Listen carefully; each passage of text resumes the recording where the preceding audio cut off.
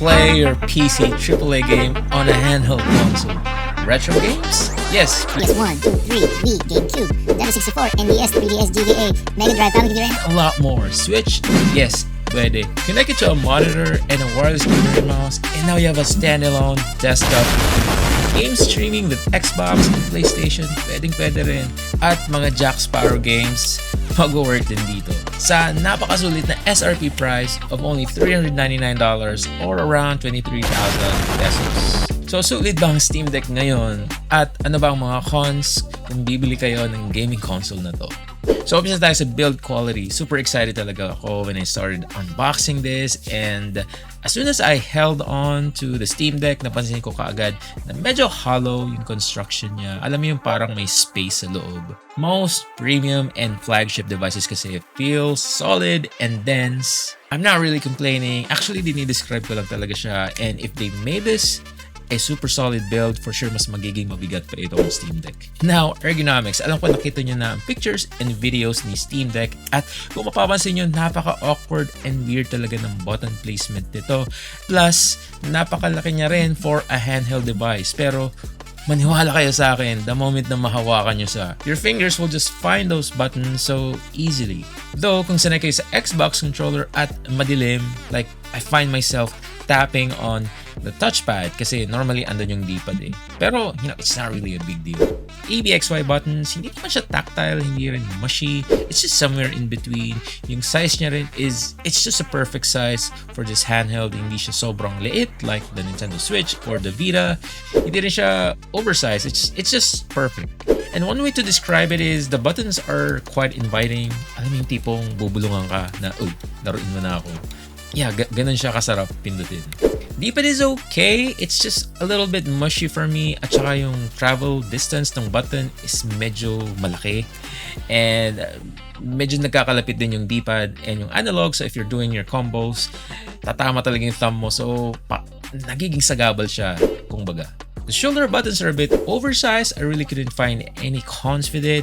Actually, napakabilis niya lang malocate. And syempre, mas high-tech pa rin yung sa PlayStation 5. Pero kung handheld ang usapan, ito na yung pinaka-the best na shoulder buttons. The analog sticks are really good. I don't even want to say that it's console-like kasi it's actually a console analog stick. So expect better experience, better accuracy, better control, and immersion while gaming.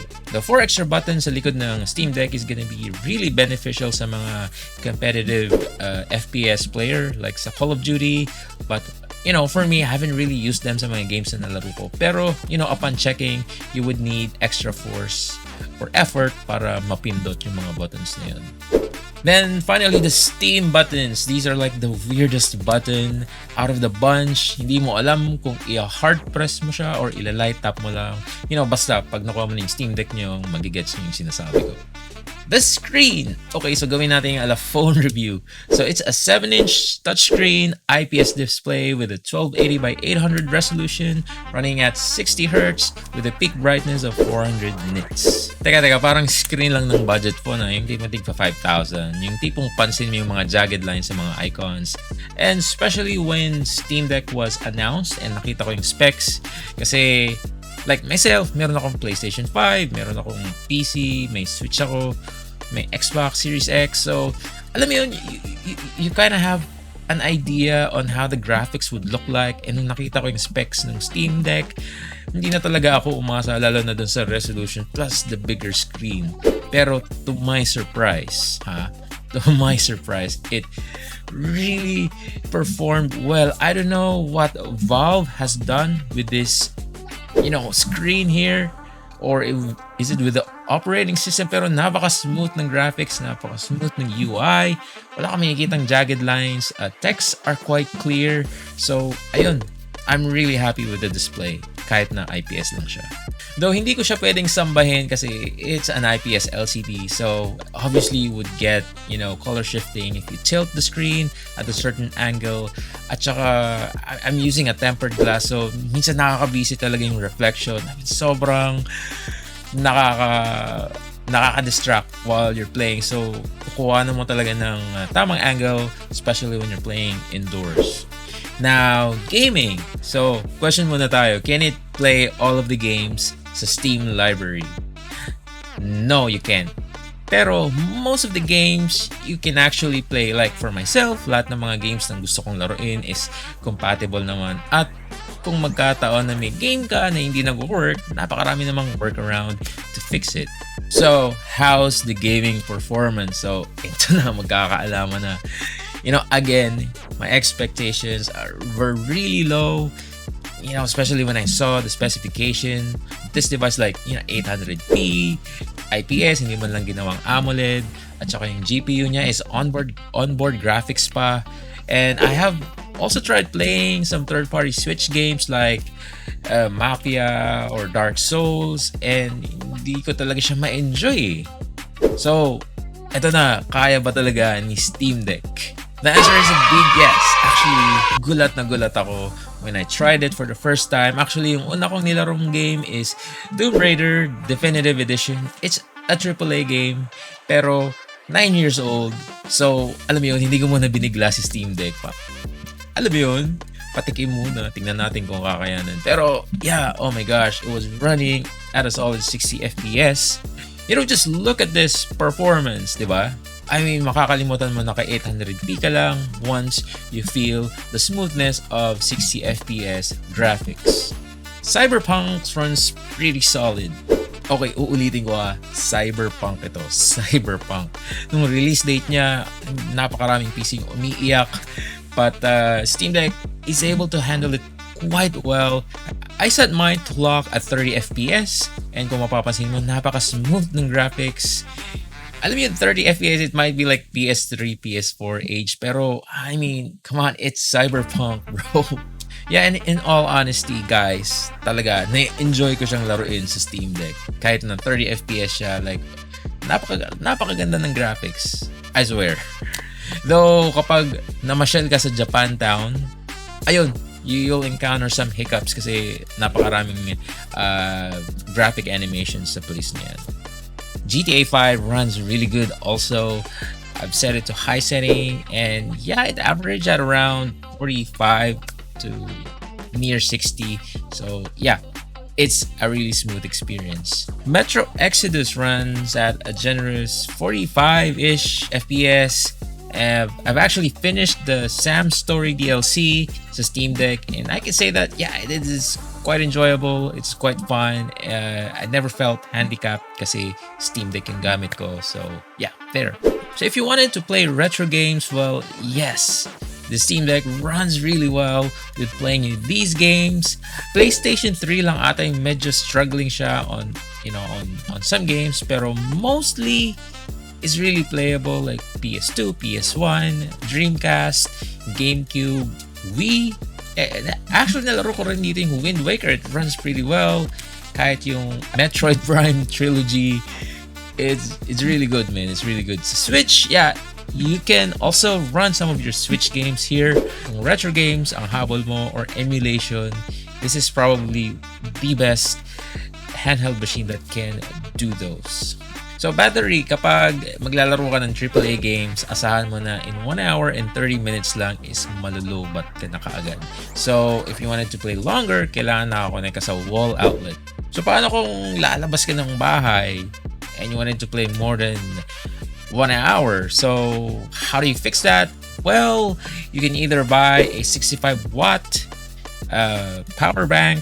Well, they advise 45 watt, pero just to be safe, 65 watts na yung bilhin nyo. And yeah, another workaround is to play low wattage games. Ito yung mga retro games or mga 2D games so that you'll have more extended gameplay. Or hindi naman ata abutin ng 2 hours yung biyahe mo papuntang work. So you play your AAA game going to your office. Pag nasa office ka na, charge mo yung Steam Deck, and then once you're going home na, then yeah, laro ka na naman uli. And also desktop mode, I mean, napakasulit ng device na to, thinking that you can actually use it as a desktop computer, you browse Facebook or like do your word processing and all that. It's a Linux operating system, so you can install a lot of applications here. Plus kung medyo matapang ka talaga, you can actually dual boot Windows and Steam OS dito sa diba? For 23,000, napakasulit. Okay, so pwede ba to sa mga kids? Kung ang iyong source of games is Steam, like sa Steam library lang, yes, pwede kasi most of the time, plug and play lang talaga siya. You just download the game and you play it. However, if you wanted to play retro games or maybe your epic game library or probably your Jack Sparrow games, and hindi ka masyadong techie or hindi ka techie at all, no, it's not gonna work for you. Kasi you will need to do a lot of research, a lot of reading sa Reddit, a lot of watching YouTube videos, daming frustrations. Pero man, basing on my experience, napakasulit siya. Sulit yung pagod at frustration na may encounter mo once you started tweaking your Steam Deck. And I'll be making it a lot easier for you guys. I'll be adding a link on my good friend's YouTube channel, JD Ross. He does a lot of Steam Deck tutorials. Actually, sa kanya ko natutunan yung mga pinagbabawal na technique. If you know what I mean. So, if you want all of those tutorials, just check his channel out. My thoughts. Okay, so it's going to be a versatile gaming machine. Sabi nga nila, water take the shape of whatever container it holds. So, depende ito sa inyo. So, kung wala kang gaming PC or wala kang gaming console, other gaming console, the Steam Deck can work as a standalone gaming console for you. Like, handheld, wala kang problema. Plug it into the wall outlet. Or, much better is you can connect it to a monitor, buy yourself an Xbox wireless controller, and voila! Meron ka ng ala Nintendo Switch setup sa inyo. Though again, set your expectation kasi the hardware of the Steam Deck is optimized for 800p resolution gaming. So kung isa-set mo yung resolution to Full HD or 1080p, you will definitely lose some, performance there, some frames per second there. Kung may gaming PC ka and you play your games through your Steam library, for me, this is the best option. Like myself, with Cyberpunk, I play the main quest dito sa PC ko. Naka 2K resolution ka, almost max graphics with ray tracing. Pero kapag gagawin ko yung mga side quests or mga gigs, most of the time I just play it on the Steam Deck bago matulog dun sa bed. So meron siyang cloud sync, so you can definitely continue your progress whether you're on the PC or on the Steam Deck. So sarap, no? The big question here is how often would you use the Steam Deck kung may gaming PC ka naman? So that's a question that you need to ask yourself. For me, in all honesty, enjoy talagang maglaro sa Steam Deck. Like, it's definitely the best handheld gaming console right now. And you know why? It's because of all of those small things na perfect nila in a way. Now, when you add all of those small things up, it will definitely give you the best gaming experience. Like the controls, you feel like you're using an Xbox or a PlayStation controller. And the ergonomics, oh man, it is really good. Hindi siya yung tipong sa Switch or sa Vita na tipong yung kamay mo pa talaga yung mag-a-adjust, or you might need to buy additional accessories para lang mas maging okay siya gamitin. Games run really good on the Steam Deck. Alam mo, especially on a big screen. Like, it's not a gimmick at all, or masabi lang na, alam mo yun, malaking screen. Pero it's designed to be like that so that you'll get more of the graphics. Alam mo, kahit IPS lang siya, I can definitely say that I've enjoyed a lot with playing the Steam Deck. The back-end support, this is Valve that we're talking about in Steam. So if you encounter an issue, software issue, napakaraming outlets to look out for solutions, like sa YouTube, sa Reddit, sa Discord. So if you got issues or questions or whatever, napakadali maghanap ng tulong. So ano ba yung cons of buying the Steam Deck? Battery? But like for me, it's more of a technological bottleneck. Naging typical na napag-iiwanan na tayo ng battery sa sobrang lakas pagkonsumo ng ating mga APUs or SoCs. So, yeah, but for me, I mean, Tito gaming na kasi ako. I mean, alam mo yung maloobat ko lang yung Steam Deck in a day. Natutuwa na ako kasi, alam mo yun, na-feel mo na you played and enjoyed for more than 1 hour. Also, one of the cons is it's not for everybody.